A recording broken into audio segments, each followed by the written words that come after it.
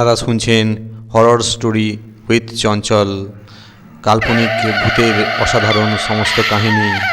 ভূত যখন কথা বলে।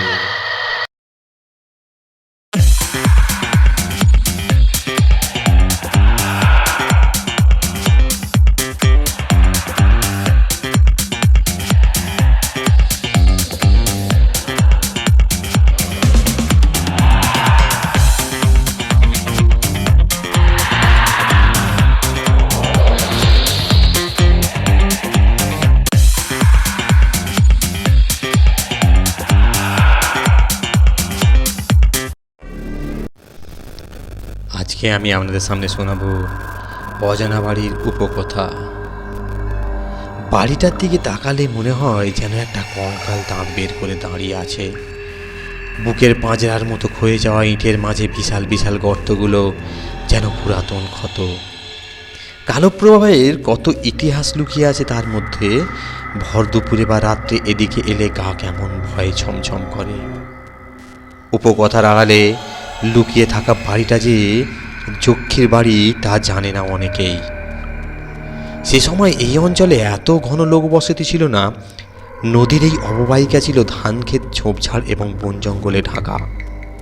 কোথাও কোথাও বিশাল বিশাল লবণ এবং জলাভূমি। সকলের দৃষ্টি আকর্ষণ করত দেওয়ান সাহেবের কাছারি বাড়ি। দেওয়ান সাহেব অর্থাৎ রাজার দেওয়ান মাঝে মাঝে এখানে আসতেন। জমিদারের গোমাস্তা বা রাজকর্মচারীরাই ভিড় করত বাড়িটাতে। এখানে চলতো গান বাজনা, খানাপিনার আসর।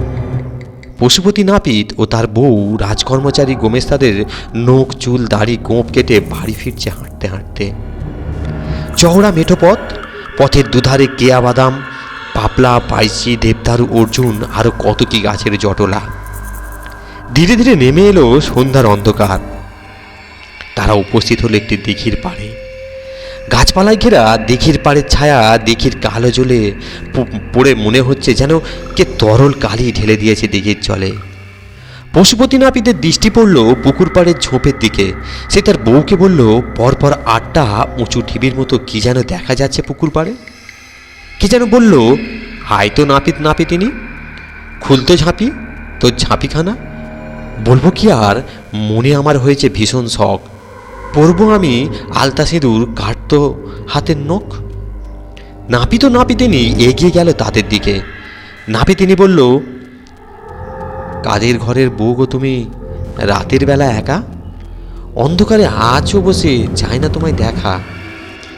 নাপিত দেখল 7টা একই মাপের ও একটা বিশাল বড় মাটির জলের মতো চালার মতো দেখতে পাশাপাশি বসে আছে।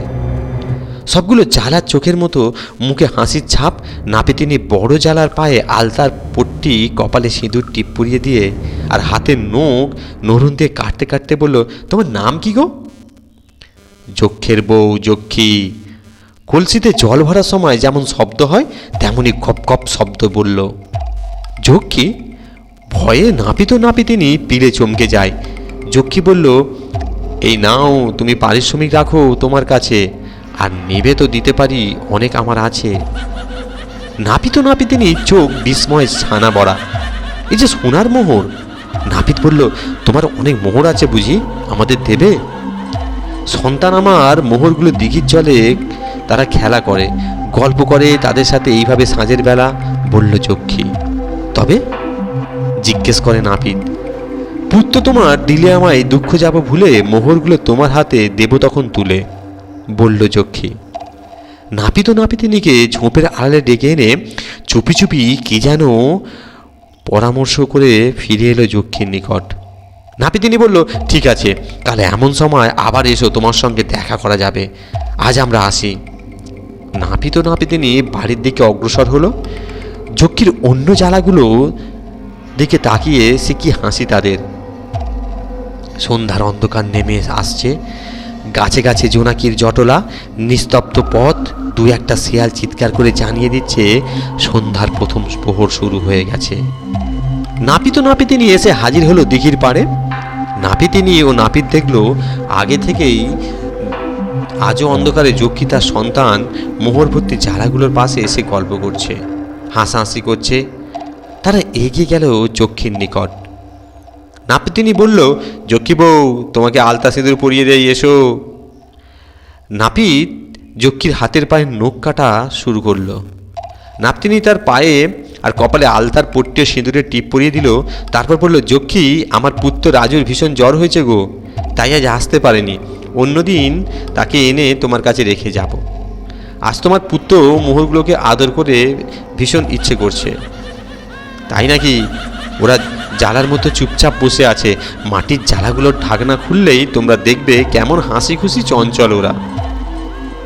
নাপিত ও নাপিতিনি পরপর 7টা জ্বালার ঢাকনা খুলে আবার বন্ধ করে দিয়ে যক্ষীকে বলল, তোমার সন্তানরা তো কথা বলছে না, নড়চড় করছে না কেন? সে কি?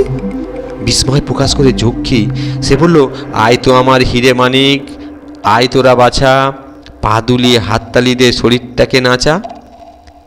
জ্বালাগুলো যেন মৃত, তার মধ্য থেকে কোনো শব্দ ভেসে এলো না। নাপিত হো হো করে হাসতে হাসতে বলল, ওরা আর কথা বলবে না, এঁটো ভাত জ্বালায় ছড়িয়ে দিয়েছি। জু পাওয়া অর্থাৎ জীবন্ত মোহরগুলো মরে গেছে। আমরা জ্বালা ভর্তি মোহরগুলো দূরে রাখা গরুর গাড়িতে করে নিয়ে গেলাম। এক পাও এদিকে এগোবে না, নরুন দিয়ে নাক কেটে দেব, খুর দিয়ে গলা কেটে দেব, সাবধান। যক্ষীর চোখে সে কি জল, সে কাঁদতে কাঁদতে বলল, সবাই বলে কৃপণামায়, নামটা আমার যক্ষী, পুত্র আমার মোহরগুলো ছিলাম তাদের রক্ষী। ভাবছ কি মোহর পেয়ে তোমরা থাকবে সুখে স্বর্গে? সুযোগ পেলে পাঠিয়ে দেব সুখে দুঃখের স্বর্গে। যক্ষীর ধন পেয়ে নাপিত ও নাপিতিনি এখন এই অঞ্চলের ধনকুবের। সে রাস্তায় হেঁটে যায়, তখন যারও সঙ্গে দেখা হয় সে সেলাম ঠুকে বলে, জয় হোক সাহেবের, জয় হোক। পশুপতি নাপিতের গোফের নিচে হাসি রেখা ফুটে ওঠে, মাথা নেড়ে বলে, তোমরা ভালো আছো তো? পশুপতি নাপিতের বিশাল জমিদারি, প্রজারা তাকে রাজা সাহেব বলে সম্বোধন করে। একদিন সন্ধ্যায় সে গরুর গাড়িতে চেপে সেই দিঘির পাশ দিয়ে যাচ্ছে। হঠাৎ মনে হলো যক্ষীর কথা। দেখে যক্ষী আগের মতো পুকুর পাড়ে বসে আছে। গরুর গাড়ি থেকে নেমে পশুপতি নাপিত যখন যক্ষীর নিকট গিয়ে বলল, যক্ষী বউ, কেমন আছো গো? যক্ষী চোখ দুটো দুহাত দিয়ে ভালো করে রুগড়ে বলল, কি আর বলবো তোমাকে, আমার এখন অনেক বয়স হয়েছে, চোখে ভালো দেখতে পাই না।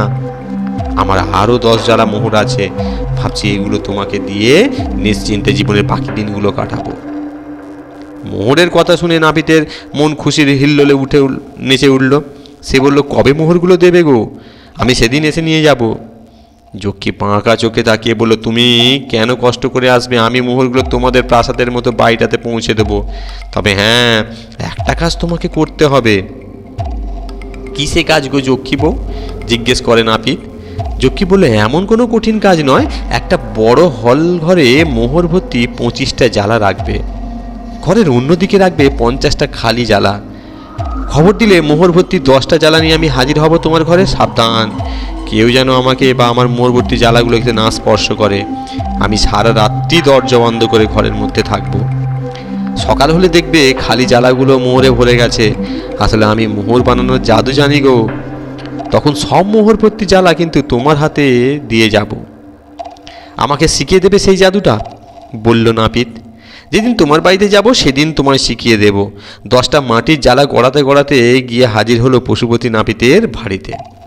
পশুপতি নাপিত তার সমস্ত জমিদারি বিক্রি করে আগে থেকেই সোনার মোহর ভর্তি 25টা জ্বালা ঘরের মধ্যে রেখেছে।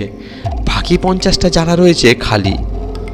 বিশাল জ্বালার মতো শরীর যক্ষী ধীর পায়ে ঘরে প্রবেশ করে বলল, লাগ ভেলকি লাগ, আমায় ছেড়ে সবাই লাগ আছে, যারা পাপি ওদের নিয়ে পুণ্য কর, আমায় জ্বালা ঝাঁপি। ঘরের দরজা বন্ধ হয়ে গেল। নাপিত বলল, যক্ষী, ঘরের ভেতর থেকে শব্দ ভেসে এলো। নাপিত সারা রাত্রি ঘুমোতে পারল না মনের আনন্দে। সকাল হলে সে কত মোহরের মালিক হবে। ভোরের সোনালি আলো ছড়িয়ে পড়েছে গাছপালার মাথায়, বাড়ির বারান্দায়। পশুপতি নাপিত মোহর ডাকা ঘরে এসে বলল, যক্ষী বউ, সব জ্বালাগুলো মোহরে ভরে গেছে। পশুপতি নাপিত ঘরের দরজার চাপ দিতে দরজা খুলে গেল। এ কি? সারা ঘর মাটিতে ভর্তি, যেন হাজার হাজার ইঁদুর সারা রাত্রি ধরে ঘরের মধ্যে গর্ত করেছে, তাই ঘরের মধ্যে এত মাটির স্তূপ।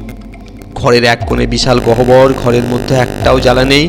নাপিত ঝুঁকে দেখার চেষ্টা করলো গহ্বরে কি আছে। ঘরের মেঝেই নামলো বিশাল ধস।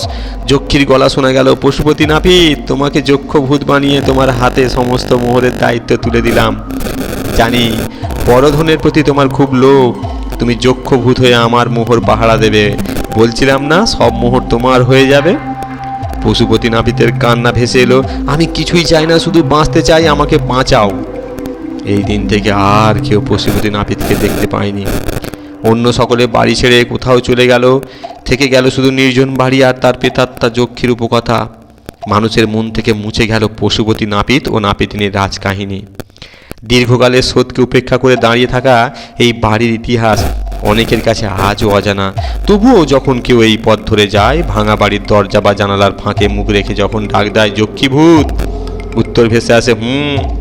তারপর কলসিতে জল ভরার গপ গপ শব্দ। যক্ষীভূত তুমি ভালো আছো? আবার শব্দ হুম। বাতাসে পাক খেতে খেতে দূরে আরও দূরে শূন্য মিলিয়ে যায়। তারপর বয়ে যায় উষ্ণ শ্বাসের মতো কিছুটা ঝোড়ো হাওয়া। ধন্যবাদ। আপনারা অনুগ্রহ করে আমাকে আমার পাশে থাকুন, আমার চ্যানেলটাকে সাবস্ক্রাইব করুন। আশা করি আপনারা সুস্থ আছেন, ভালো আছেন। ধন্যবাদ।